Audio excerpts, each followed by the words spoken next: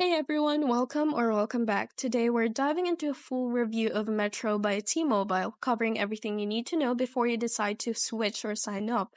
Whether you're curious about their plans, coverage, customer service, or overall experience, I've done the research so you don't have to. Metro by T-Mobile is a prepaid wireless service owned by T-Mobile, offering affordable plans with no annual contracts. According to their official website, they provide unlimited talk, text, and data plans, plus access to T-Mobile's nationwide 5G network. Their plans often include perks like mobile hotspot data, streaming services, and multi-line discounts, which can be appealing for budget-conscious users. However, when we look at user reviews, things get a little bit more mixed. On Trustpilot, Metro by T-Mobile holds a low rating of 1.6 stars from 84 reviews, with about 80% of them being one-star ratings.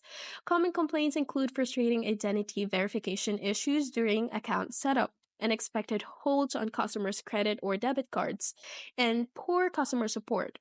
Some customers also mention difficulty switching devices or receiving inconsistent in-store service, which can make the overall experience feel impersonal or inflexible.